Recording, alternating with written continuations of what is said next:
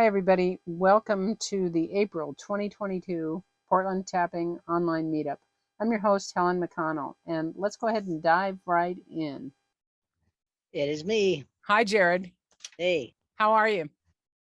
I'm mixed. I'm doing good, and I'm also like I have kind of a question. I don't know if it's going to end up being a tapping, but I just wanted to kind of Probably. explore a question. Yeah, probably will Yeah. be. Yeah. I What's just, your question?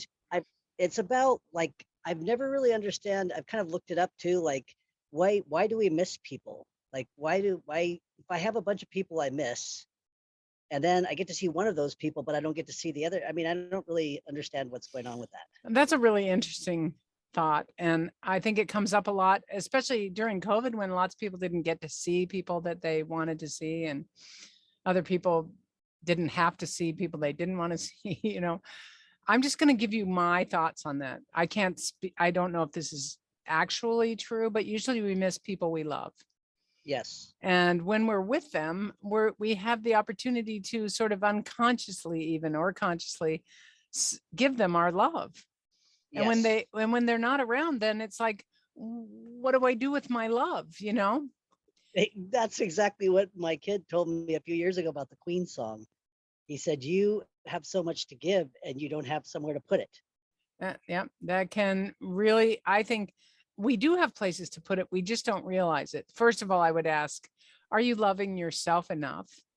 Yes. And that's exactly what you've hit, exactly what I'm wondering about. Like, because I have all these things I'm interested in doing and I'm doing those. Hmm. And I think I just have a wrong thought somewhere that got, a disconnect that happened a long time ago, or just the way my culture is or All right. Well, something. let's see if we can find out. We don't have to figure out. Let's just see if we can. We're not going to even discover your unconscious mind, which is essentially your body, is going to tell us Right. what's going on here. Right. So, uh, what? How does this show up for you, Jared?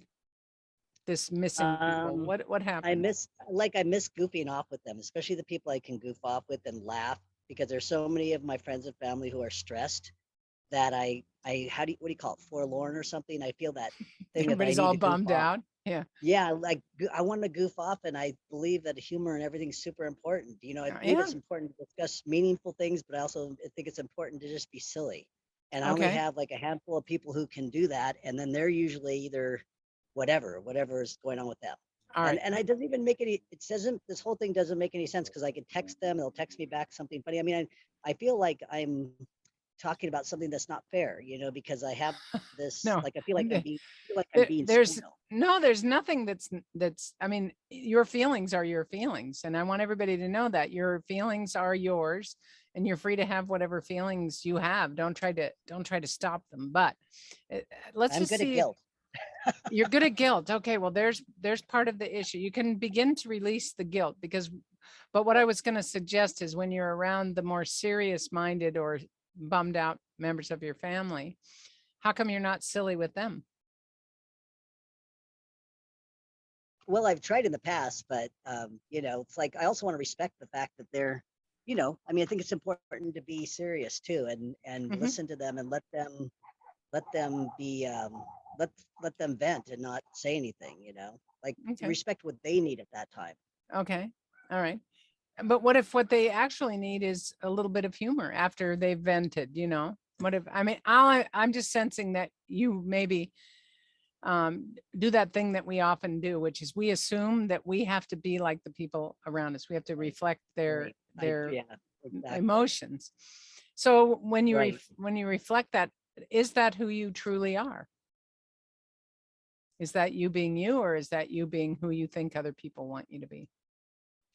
I think it's kind of me because I can be really serious and philosopher and spiritual, mystical, and Okay. then I can turn around and be silly. So I think I could try it more. I think I do what you're saying too. I think I do both. I think sometimes I'm being me and sometimes I'm adjusting a lot. Okay. Well, just notice the times when you're adjusting. And I'm not suggesting that you go and be rude to people. I'm not Yeah. suggesting that at all. But oftentimes humor, good humor is such a relief. Yeah. So here's what I'm not quite sure exactly what we're looking for, but here's what I want to suggest. And everybody just, you're going to tap along.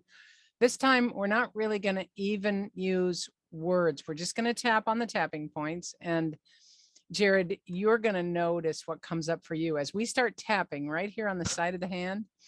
Okay, Can can I say one more thing, Helen? Of course.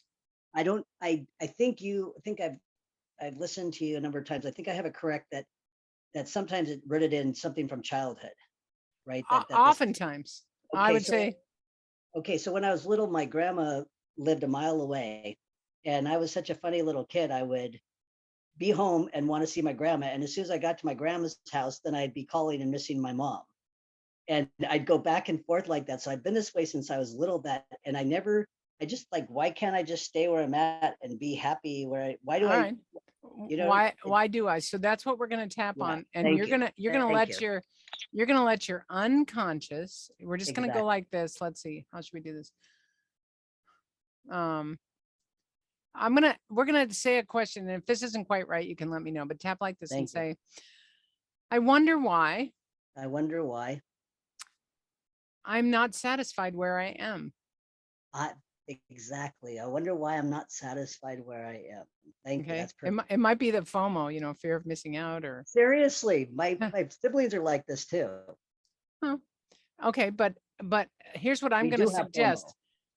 It's our thoughts and our stories that we tell about that keep us dissatisfied. Like, okay, so just keep tapping and notice what comes up. Yeah, I know what it is now. It's a memory.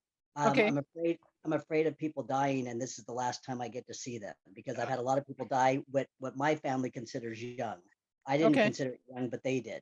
Well, of course, when we're little, you could be 40 and seem kind of old, And my grandma was 102, but they wanted her to live to 120. So and they probably wanted her to live in forever, and she just wasn't. They couldn't handle it. Okay. All right. Okay. So do you notice that? You notice little Jared thinking, that's the ultimate fear in missing out. I'm afraid, if we put it into words, just keep tapping. Would it be something like this? I'm afraid to, I'm afraid when we're separated for fear that I'll never see them again. Yes. Okay. So I'm afraid of that I'll never see them again.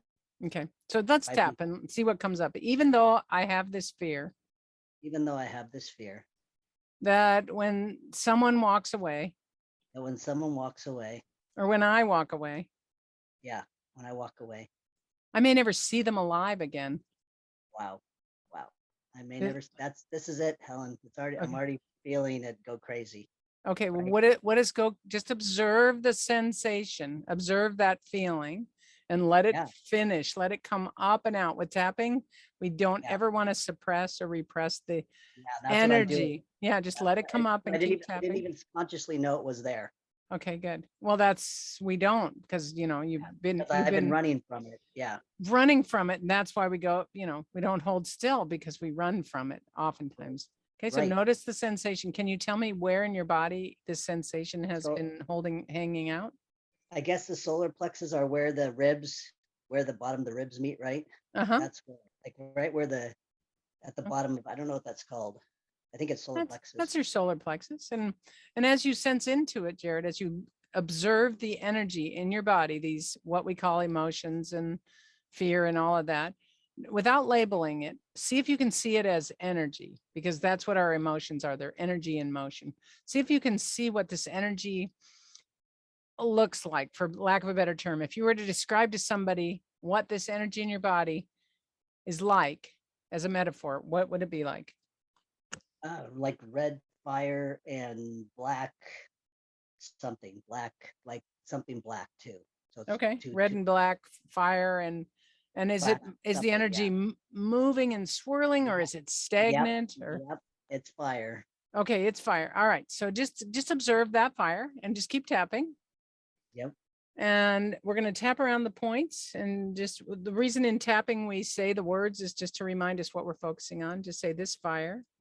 This fire. On the eyebrow, in my solar plexus. In my solar plexus. Side of the eye, it's red and it's black. It's red and it's black. Under the eye, I don't need to be afraid of it. I don't need to be afraid of it. Under the nose, I don't need to label it. I don't need to label it. On the chin, I don't need to judge it as good or bad. I don't need to judge it as good or bad. Collarbone. I don't need to try to get rid of it. I don't need to try to get rid of it. Under the arm, I'm just observing the energy. And my body's yelling, yes, I do need to observe it. You are observing it. You can observe it. I 'Cause know. you're- I'm just saying it's like yelling out, like, Yeah. because it's like time is running out. Time's running out with these people.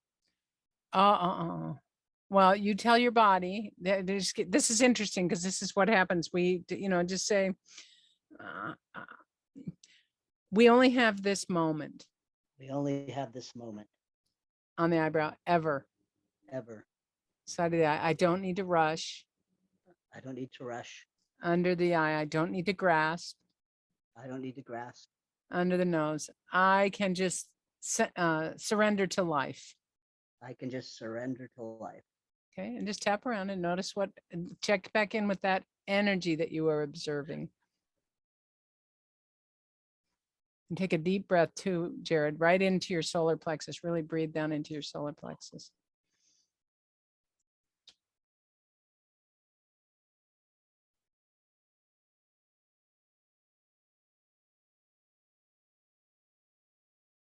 Do you notice anything? Yes. What? That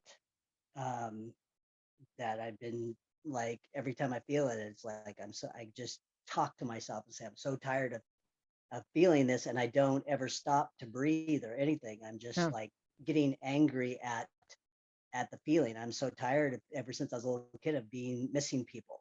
Okay. And I feel spoiled because you have people to miss. And I always think the mystical me thinks it makes absolutely no sense, because shouldn't you be thankful you have people that you love so much you miss? And I even tell the kids this. I say, we're lucky we have people to miss, but then I don't follow it. Wow. Whenever you hear yourself saying should, you can realize that's somebody else's thought. You don't have, again, let's go back to these sensations just for a minute more. Let's go around again and just notice them. And remember this, tap on top of your head, this sensation in my body. Sensation in my body. On the eyebrow, it's very familiar. It's very familiar. Side of the eye, I have never stopped to really feel it. Thank you. Yeah, I've never stopped. Yeah, never stopped. I've just been running away from it. Yep. Under the eye. And now I'm stopping. Yeah, because I didn't understand it. Well, nobody does, because how would you have understood it? Somebody would have had to teach you this when you were little. That's Very right. few kids come in knowing what, That's right. Okay. And under the nose, just because I'm having this sensation. Just because I'm having this sensation. On the chin doesn't mean my grandma's going to die. Doesn't mean my grandma's going to die. Collarbone doesn't mean it's an emergency. That's exactly that's perfect.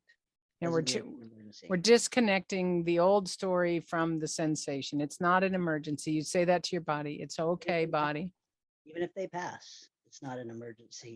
Even in life, right? You can't do anything about it. That's right. Yeah. So you just tap and you say, right here, right now, everything's fine. Right here, right now, everything's fine. And I'll get to spend the time with them I get to spend with them. Yeah, and I wouldn't even effort at that. I wouldn't struggle at that. Allow it, Yeah. Because if we live our lives in a way that, I don't know how to say this, but you guys have heard me talk about my mother who's 92, and I don't know, she could die today. I mean, literally she could. Right. And I don't live my life based on that. Right. And some people would think that was really cruel, but I figure one person dying is enough. I don't want to die right now. It's not my time, right? So you get to allow yourself. Think of Gulliver there with all those strings tied over him, and those are your emotional